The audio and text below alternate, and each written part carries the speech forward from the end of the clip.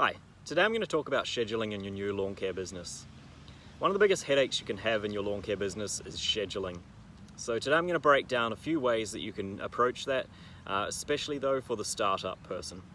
So I just want to preface by saying that if you can afford to spend the $20 to $40 per week to have software running on your computer, I really highly recommend that you do that, because the scheduling, like I say, it can be a huge headache, and having scheduling software will just eliminate that problem. So I highly recommend that you use Service Autopilot for that. And I'm here in Australia. Unfortunately, Service Autopilot didn't sync with our software, so we use another program called ServiceMate, which has been working quite well. And like I say, it syncs with our accounting software, so that works great. But I'm going to break it down for you into the two ways, and I did these for years. And one of them is just manually on with pen and paper, and then the other one is using Excel on the computer.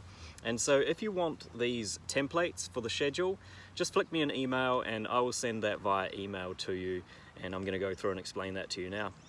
So if you like the content here, then hit the subscribe button. Really helps with the channel and to try and get this information to more people. Alright, so here we go. Now what I have here is, this is the way I did it for years when I was first starting out, was this method here. And this is just a notebook. This is not a 3B1 notebook, but I love the 3B1 notebook. It's really small, and what I would do is I would have the notebook, and I would, in the back of the notebook, I would write quotes down. When people would phone me, I'd get their name, their address, their phone number, and write down the price of the quote that I'd given them.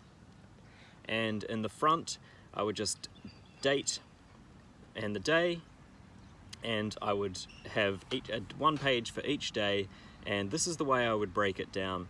So before you do this, of course, you need to decide which days you're actually going to work during the week.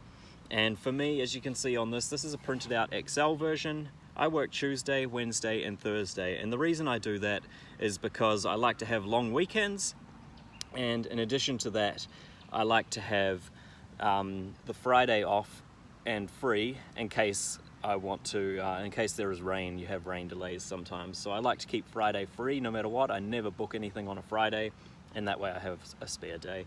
So in starting up, this is what I would do, and with my notebook. So here I have, and I would not write these lines in. I've done this for the video, but once you know what these columns are for, you don't need to have the lines in there. So I have here addresses, so I've just got 5 addresses here. They're made up addresses, but these are the addresses. And then in the next column, I have the dollar amount for each job. And then I have a column for done, and I will tick that when I've done the job. Then I have an invoice column, and that's just to say that I've invoiced them, so I either tick that or write the invoice number down in that column. And then once it goes into my account and I've been paid for that, then I will write down the date in that column when I've been paid. So this is also your accounting system when you're doing it manually like this. And it's important that your scheduling and your invoicing and your accounting all link up together, which is why I recommended Service Autopilot at the start of this video, and also why I said that we don't use Service Autopilot, the reason being because it didn't link with the accounting software that we could use in Australia, and so we had to go with another program because we really wanted that synced up. So that's how I did that. And so the other thing you want to see, which you'll see over here, is that when you're doing your schedule, is put it in, these are the suburbs here that I've done. So you only want to do work in certain suburbs on certain days. So I've got here West City, East City, North City. These are all made up, of course. But this is a suburb, West City, this is a suburb, East City, and this is a suburb, North City. Now, when you're doing your scheduling, it's important that you cut down the travel time, of course. And so these jobs here, North City, if let's just say 20 Gore Street, if they phoned me and said, can you do my lawn on Tuesday? I would say no, because of course that messes with the schedule, and it adds travel time and creates inefficiencies in your business.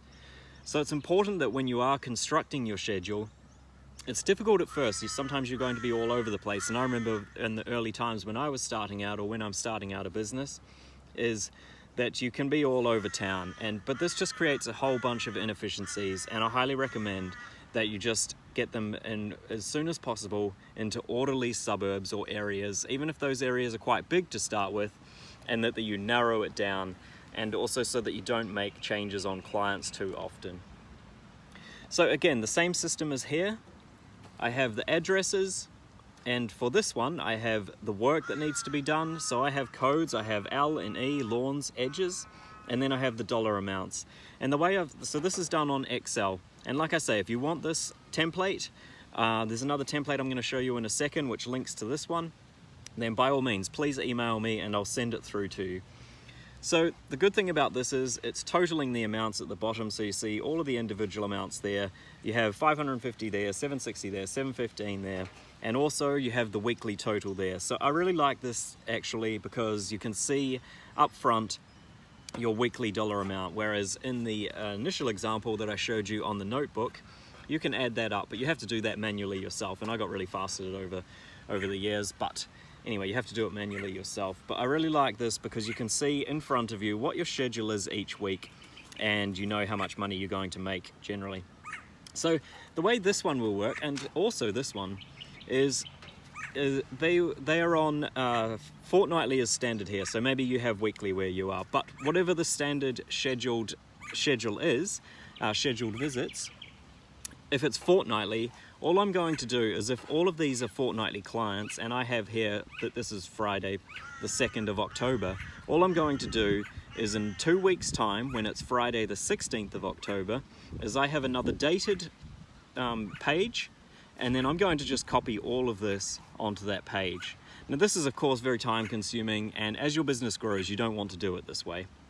Now the good thing about doing it on Excel is I can make this list one time, and I still do the same process where in 2 weeks time, then I copy this, and I can, if these are all fortnightly clients, I can copy all of this in one go, and I can just put it into the next Excel sheet for in 2 weeks time. Now I want to show another thing. So I have here, which I use in conjunction with this schedule. Now these are what I called these day sheets, and essentially they're just sheets which show you what work you're doing for the day, and they correlate to the schedule here. So basically whatever the work is that's listed on this schedule, I will copy this and I will put it into the individual day, which is dated up here, the day and the date, and I will copy all of that work order. It also has the type of work that it is, lawns and edges for example, and it has the dollar amount. So I can go and copy from a day in the schedule. I just copy and paste the whole thing here, and it will be laid out here. And again, I have a subtotal on this page. And like you saw in the notebook that you can use when you're first starting out, where you have the dollar amount, and you could also do the work order there. You have a done column to tick when it's done, an invoice column for the invoice number, and a paid column for it being paid. Now on this, the day sheet, I have exactly the same thing. And what I would do is I go through, and I have also an extra column here for adjusted dollars. So this is in case, let's say 100 Main Street, they say, oh, can you please also trim my hedges? And I go and do that, it's another $100 or whatever. I can add 100 there, and then just add that to the subtotal, and then have a final total here. But the same thing applies. Tick when it's done. I have an invoice number, and I was also doing, when I was using this, invoices via Excel and emailing them. And I would put the invoice number in there, and again, when I'm doing my accounting, I would go through and check that it's paid. So this correlates to the schedule, and this is for basically my accounting records. And I will do this, if I'm solo operator, I will use it like this. Now the other good thing about this day sheet was that, and again, if you want this and you want my template, I'm happy to email that through to you. Just send a message to me and I will email it through to you. Alright, so here I have another one, which is also a day sheet, but this is for when you have an employee or employees. And I was using this and very successfully with an employee, and he was an older man, so it was great. He liked the pen and paper method. But it's the same thing. It's a day sheet. It's for each day. Up here we have the day and the date. We have the work order. And then the other thing that I want to point out is I've set this up, so these are templates. So this is on the same Excel document. Whatever the work order is there, the work orders and the addresses, you write it in one time and it copies it automatically to here. So if you want that, like I say, email me, I'll send it through. And if you like what you're hearing, just hit the like and hit the subscribe, because I'm going to be doing a lot more stuff. And I know this is basic at the moment, but I'm really focusing on a startup business, what you need to do to get yourself up and running and get things going in the cheapest possible way. And of course, later on down the track, you can start spending money on more things that are going to create efficiencies and automate your business more. So here I have also a legend down here, which basically just points out, sorry, it's over there, points out the type of work, what these codes are. L equals lawn mowing, E equals edging, clipping removal, roundup spraying, etc., etc. And then that just goes into this column so that the person you have working for you can see the work that they need to do, and then they can just do it. Now I also put in here start time and end time. I was keeping the times just to see, am I charging my clients correctly? Do I need to increase prices? All sorts of other things, but I have a start and end. And then another good thing, so for thinking about later on, this is not going to be maybe relevant to you now. When you have employees, I want my employees to be thinking about the growth of the business. And so what I want for them is when they're at a property, they know what services we offer, that they're thinking about and looking around each property for future work that's available, and estimating how long it's going to take. So I might have an employee working at 100 Main Street. They do the lawns, but they also look around and say, hey, the hedges could use a trim. That'll take me about an hour. And they can write it down in this column, hedges, 1 hour. And that way I can then send through a quote to the client and ask them if they want that work completed. Now the other thing down here I have is, so Mike, we've got Mike working for us here. He's getting $25 an hour. This is just for each day to work out how much they're working, the hours. So that's the other reason for having start time and finish time. I can see what time they start, what time they finish. So I have the total hours at $25 an hour, and that brings the total. And then I also have on a Friday, in this template, I would have a total hours for the week. So this is just on the Friday, or you could do it for the Thursday, whatever your final day of the week is. And then you have their total hours for the week, the hourly rate, and the total dollars. And that way you just have a record of all of that stuff if you are employing someone. So yeah, that's about the how to do it with scheduling. I really like the notebook method. Like I say, I used it for years and it worked really, really well for me. It's all right in front of me. I'm to be honest, a bit of a pen and paper guy. And also I'm fast with the numbers and stuff like that, and I actually enjoy just sort of doing the manual accounting. So it took me many years to shift to using software, but now that I've done it, man, it's just so much better, and I really highly recommend that you do that as early as possible.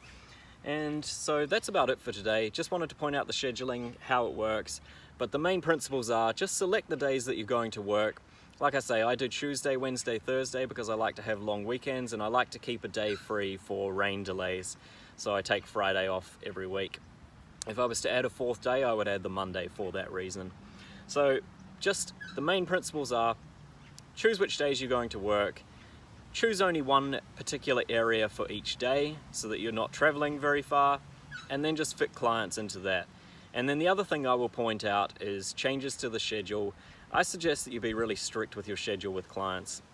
So sometimes they will try to change it, and I recommend that you don't do that because it kind of messes with your whole program and really changes things for every other client. And an example would be if you have, say, a 1 hour job and that person, you turn up and they say, oh no, don't worry about it today, or they've phoned you and said, no, don't worry about it tomorrow, then every other client that was coming after that, you're now sort of changing the time. And I've said before that I only schedule by the day, I don't schedule by the time. I never give out a time to anyone.